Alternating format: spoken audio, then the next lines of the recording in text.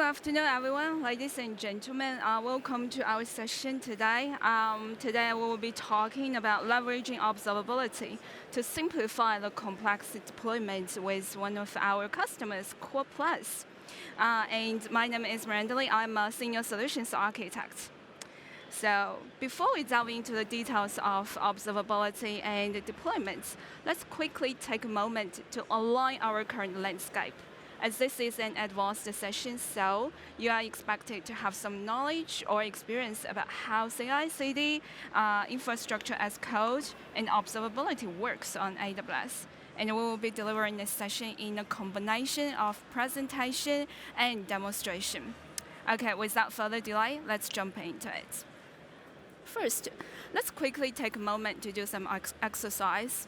How many of you have ever faced the challenges of trying to manage multiple different teams that is located across different regions? Raise of hands. Great. Keep your hands up if scalability has ever been an issue when you are trying to gain in the observability into the pipelines that has been operated by those distributed teams. Amazing. Great.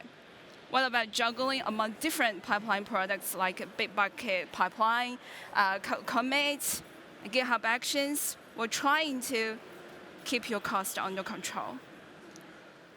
Amazing. I've seen a lot of you have raised your hands. We have a lot of shared experience in this room. Great. So luckily, you're not alone in this water. Whether you are from a growing startup or a well-established enterprise, those challenges are quite common. So we will hear, today we will hear from CorePlus on how they have navigated the complexity of managing those pipelines, gaining observabilities. Please join me to welcome Mark Peralta from CorePlus. All yours. Thank you, everyone. Thanks, Miranda. Hi, everyone. My name's Mark. I'm the founder and CTO of CorePlus, a digital health practice management solution. And today I'm here to talk to you about deployment observability from the perspective of a growing company. I want to talk a little bit about what deployment observability is, why it was a problem for us, how we solved it, and what it ended up costing us to run this solution. So CorePlus was founded back in 2007. If you can imagine, typical sort of startup out of a garage, a big server rack in the corner, coffee cups everywhere, mattress on the floor, a lot of late nights and early mornings. But what really sort of helped put CorePlus on the map was back during that era, around 2007, 8, 9, it was a world where health practitioners used to lug around big case notes with them all day, every day, just to serve their patients. So the fact that we were able to revolutionize that experience and create all of that through the web browser was well ahead of its time. The other thing that really helped put CorePlus on the map was our innovation around Medicare online claiming. So it was also a really painful process for health practitioners to submit claims during that period of time. So once again, we elevated that experience for the web browser and revolutionized that experience for them. And we're grateful now to have had over 25,000 health practitioners use our platform. We've got over 4 million patient records. I think it's closer to 5 million now. And we've done all of that just within Australia. But now we're going global, and deployment observability is certainly one of the issues that we need to solve. So health tech really is a complicated symphony of services between cloud software like CorePlus and usually some sort of government integration. So the whole strategy behind Core and Plus is that we provide the core practice management solution, so things like calendaring, invoicing, and core clinical management for the patient. And the Plus strategy is all around add-ons and integrations, so the health practitioner can co-design and co-create their own practice. So an example of that could be something like CorePlus Medicare or CorePlus Telehealth. The choice is really up to the health practitioner. But the majority of those services that we've built, they only really work within Australia. So as we expand globally now, we need to integrate out with many other cloud software and government bodies around the world. And this is the start of understanding why deployment observability is such a key issue for us.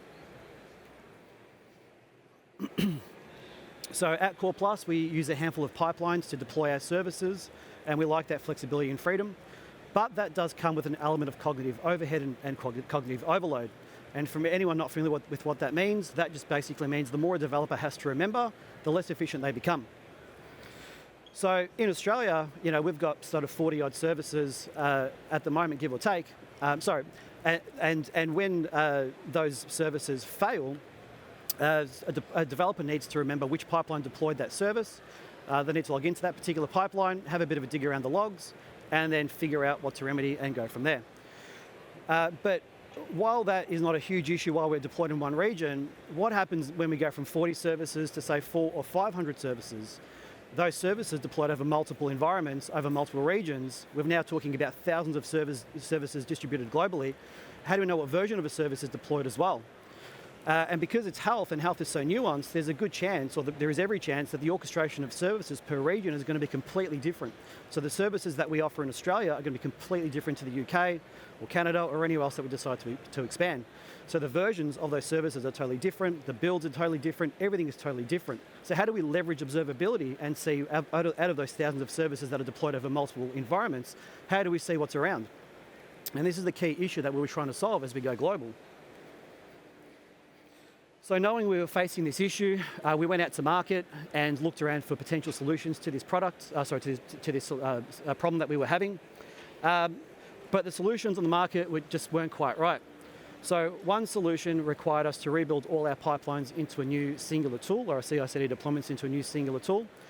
But that would require rebuilding hundreds of different deployments into a new pipeline with really no guarantees that was going to solve the issue. And further, that was going to cost months of effort and time to rebuild all those pipelines over those environments, so not an ideal solution. The other solution was more centered around application observability, so things like metrics and tracing and all that type of thing. That said, they could support deployment observability as well.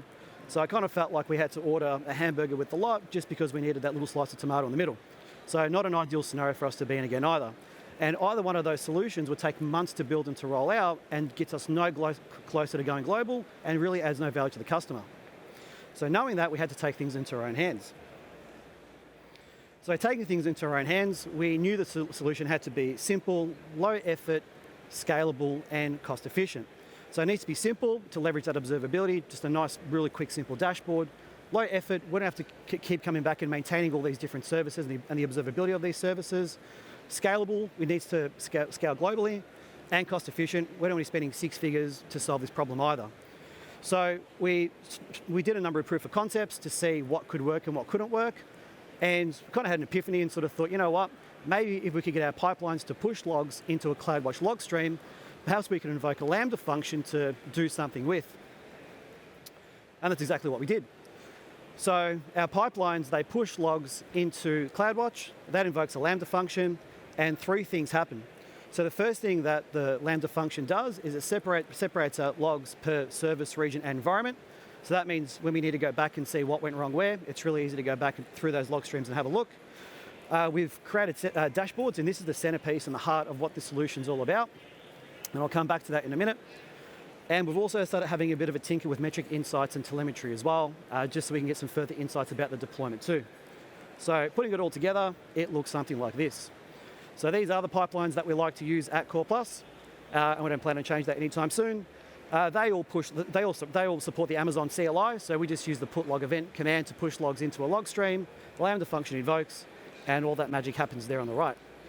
Now, I mentioned before that the heart and the center of this, the centerpiece of this solution is around the dashboards. And here's an example of what they look like. So the Lambda function interprets all the logs that come in and generates these dashboards for us automatically. So this takes care of the low effort requirement that we have. So we don't have to come back and keep updating these dashboards. The Lambda function does it for us. So you'll notice in this example, there's AU prod and AU QA. So once again, they've automatically generated those dashboards. And as we roll out to different regions, the Lambda function will pick that up and generate new dashboards again. And there's an example there of some services that have been deployed as well. And we can see there the time the service was deployed, the hash or the version of the service, and there's a button there to go to the actual logs to see what actually happened during that deployment as well. But where the observability part of it comes into it is around that traffic light system. So you'll notice on the screen, there's some green, red, and orange indicators. So green means all systems are go, that's good. Red means in this scenario that auth API has failed, and we can click the logs to see exactly what's happened there. And auth UI has deployed successfully, but a dependency has failed, that being auth API. So we can quickly see at any one moment in time what's deployed where, in what region, and what service. I'm going to hand back over to Miranda for a minute so she can go through this. She can go through the code with you. Well, thank you so much, Mark. It is indeed a very smart solution. Okay, pretend now I'm one of the DevOps engineers who's reporting to Mark, and right now I'm trying to manage around 8 different pipelines that has been operated by 3 different teams across UK, US, and Australia. And each of those teams would be able to choose their own preferred CI/CD tools. So remember Mark's non-functional requirement about this solution. He wants something that can simplify the complexity, that has a low engineering effort, scalable, and also cost efficient.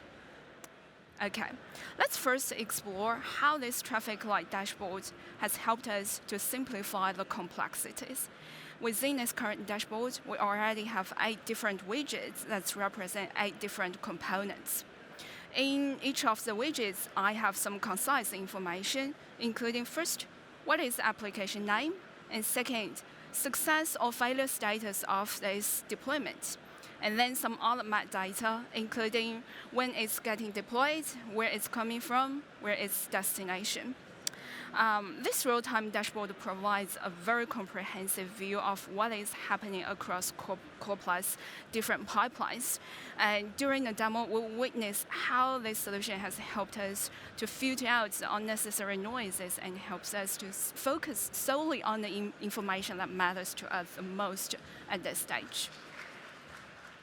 Okay, next, let's discuss about the second non-functional requirement, low engineering effort. Basically, this means me, DevOps engineer, shouldn't need to just spend hours and weeks to manage each and individual pipelines. So I've opted for the most straightforward way. I execute some shell commands and CLI commands, which is quite universal in any Linux-based system. So let's examine this integration process using a code build as an example. In here, I have a post build command, which executes the shell command. Let's have a look at this shell command. So basically, I'm issuing a AWS log put log event to stream a JSON payload into my CloudWatch log stream. And I've leveraged a lot of runtime environment variables to retrieve the current pipeline information. Remarkably, most of the pipeline product would actually provide very similar metadata accessibility. We'll witness how this JSON payload look like when this command is getting executed. Then let's just see this solution in action. Pretend that right now I'm the developer, and Mark has asked me, hey, Miranda, please create a new Lambda function for the sake of our summit. Okay, I've developed this component. So next I'll do is I will name this component as Summit 24 Live Demo, and I have hooked this component with code commit, which will trigger the deployment by a git push command. Now let me just commit all the changes.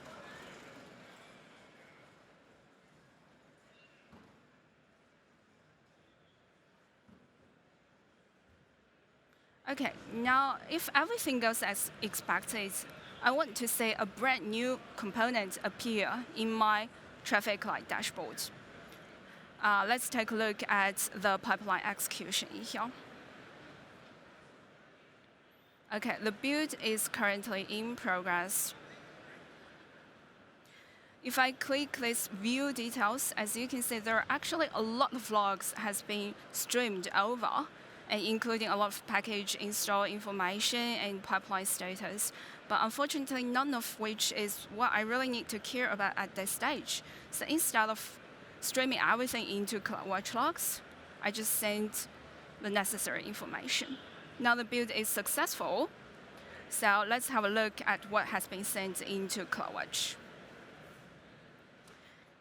Okay, this is the JSON payload that has been executed in that post-build command, including the application name, the timestamp, and some other metadata. Next, let's go to the traffic light dashboard, see what's changed. Brilliant. So Summit 24 Live Demo is appearing in my dashboard. Then let's come back to talk about the engineering effort required in a solution.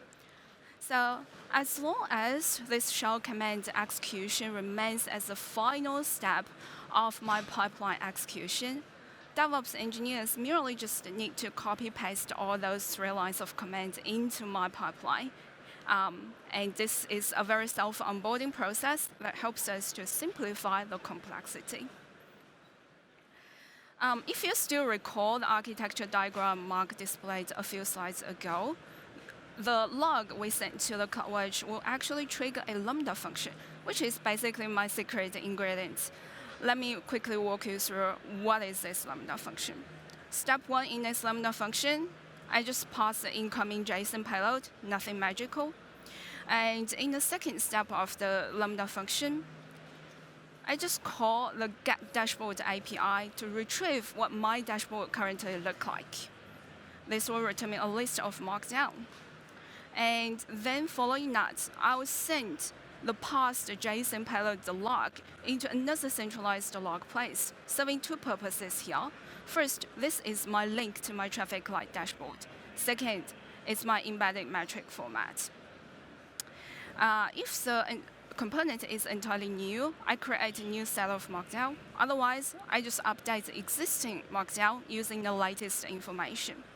Let's take a closer look at the markdown I used. This piece of code is how I control what my widget should look like.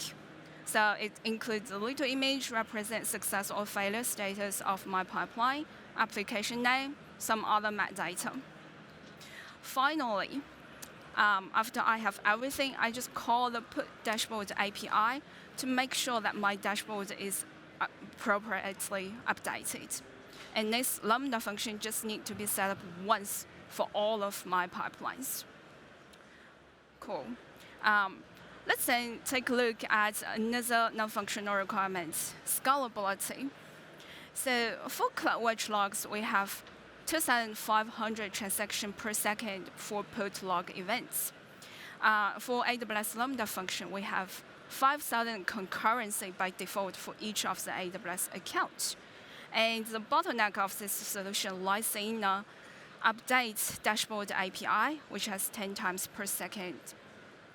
So overall speaking, the benchmark of the scalability of this solution is 10 times per second, which can be translated to this solution would be able to support 72,000 deployments per day. And this number is way above current CorePlus productivity, so Mark is super happy about this. Then let's discuss about cost side of things. Assuming I'm not just trying to manage 8 different pipelines, but I'm overseeing 100 of those. And on average, each day, each of the service will experience 3 deployments per day. And each of those deployments will take around 2 seconds to execute to update my traffic light dashboards. And all those will cost me 11 cents per day. And as you can see, this is very cost efficient. So next, I'll hand over to Mark to talk about the operational efficiency he has obtained from this solution. Thanks, Miranda. So we managed to achieve our goal, obviously, of this not costing anywhere near 6 figures.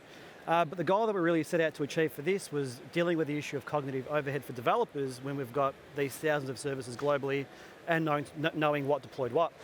So we've been able to measure in our current state the efficiencies that we've seen. So we have seen an 80% reduction in response time when a deployment fails for a developer to address at least anyway. And the reason being is because they now just need to go to a singular place to see what's deployed where, and they can very easily see what's failed and why. So that's estimated to save about 20 minutes of engineering time per failed deployment, or about 2 days of developer time over a year.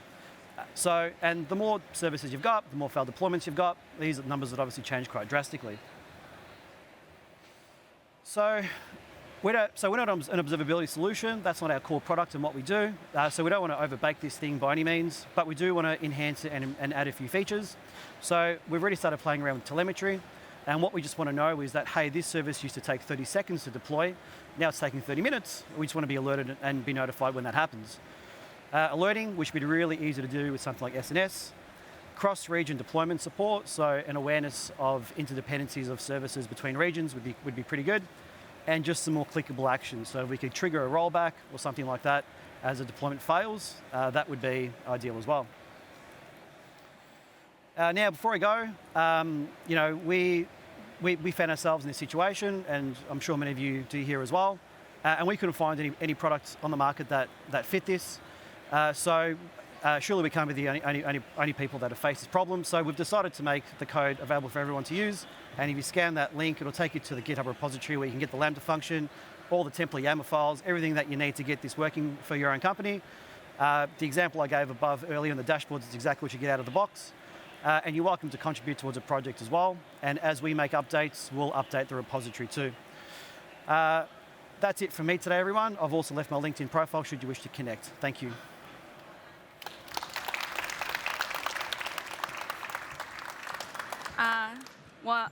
What are some of the lessons I learned or key takeaways from this solution? First, let's always try to simplify the complexity. By simplifying the complexity, we're not only just to improve the user experience, but we also improve the efficiency and reduce the error rates. Second, cost is always a non-functional requirement. It's about making an informed decision to choose a balance point between the functionality and affordability. And it's about fostering a culture of financial responsibility inside of your organization, all the way from your senior managers to the developers. Third, thoroughness versus practicality. It's never about doing more the merrier, but it's about doing what matters the most in the most efficient way. Next, I would like to invite all of the builders in this room to have a think about what can we do to push the operational efficiency to the next level. So as a solutions architect, here's what I would aim for. I want to hook all the information I collected from this solution to my application logs so that I can perform some frictionless root cause analysis with great developer experience. So let me quickly introduce you OpenSearch and its AI assistant. So in case this is an unfamiliar term, so OpenSearch is a fully managed log analytics service that helps you to get most value out of your data in a very cost-efficient manner. So it also comes with enforced data quality that helps you to protect your sensitive data that often can be found in your application logs.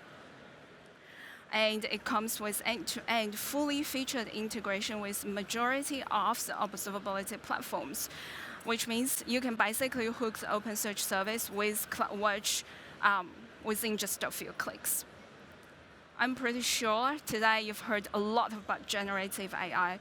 Isn't it cool if we can just use the natural language to perform the root cause analysis? Next, I would like to welcome all of you to see how this is achievable through a quick demo. Welcome to our demonstration of the OpenSearch Assistant Toolkit. For this demonstration, we're using the OpenTelemetry Astronomy Shop, a microservice-based system illustrating OpenTelemetry's real-world capabilities.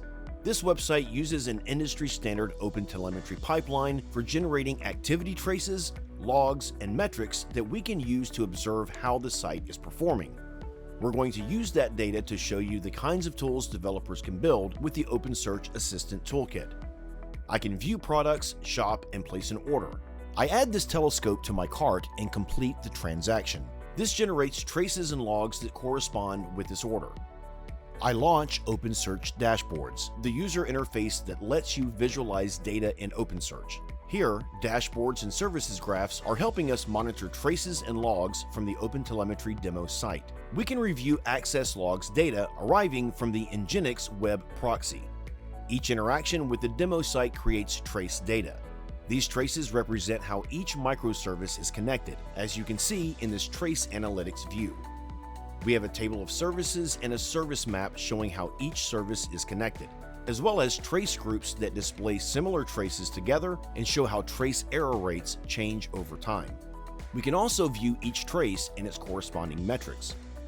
This OpenSearch Dashboards interface was created with the OpenSearch Assistant, an open source toolkit designed to provide developers with flexible and customizable tools for building generative AI experiences. This dashboard lets us view the access and error logs from the OpenTelemetry demo site. We're alerted about slow load times on the checkout cart for customers. Let's ask our assistant what's going on. I'm asking the assistant to check for any recent issues causing slow load. What I get is an explanation that initial analysis shows a significant spike in load times and error rates for the checkout service, corresponding with the onset of the Black Friday event. This suggests a potential overload or configuration issue. Based on that response, I want to take a deeper look at our checkout service. So I'll follow up with another question. I asked the assistant to show me the top metrics for the checkout service. Examining the checkout service metrics reveals increased response times and timeout errors, suggesting a bottleneck in back-end or database interactions. I'd like to be able to visualize these metrics to better understand where response times are spiking. A visualization of these metrics shows spikes in load times and error rates, especially in server response times during peak traffic.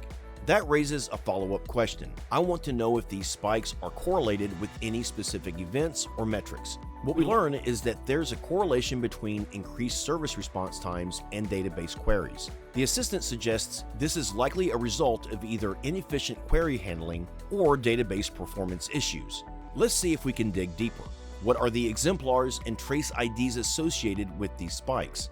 The assistant returns trace IDs that indicate high response times. With that information, we can search for that trace ID. And what we see is that the latency for that trace is very high at 20 seconds. We also see several errors. I can also reference the payload for this trace and view the connected services. This is the information we need to troubleshoot the latency and high error rates we're experiencing. Looking at other traces, I can see similar issues. Let's find out what services are connected to these high latency traces. By tracing high latency transactions, we can identify key services involved, payment processing and inventory management, and indicating potential failure points. Let's search for errors in the logs of these services at the times when latency is spiking. Service log analysis reveals errors in payment processing, mainly timeouts and database connectivity issues clustered around latency spikes. I can use the Query Assistant to query SSO and Nginx access logs. I asked the assistant to show me logs with 500 status codes in the past 3 hours. The assistant generates a list of documents and provides an AI-assisted summarization. I can also ask for a summarization using the chat interface. The response notes that error patterns suggest database connection pooling issues, with concurrent connections frequently exceeding thresholds. With this information, let's see if we can get to the root cause. According to the assistant, the root cause is likely recent changes in database connection pool settings. There's a related internal ticket that provides insights for resolution. With my root cause determined, I can move to resolve our demo site's latency issues. If I want to view my chat in full screen or look at the conversation history, I can easily access saved chats by clicking on the title.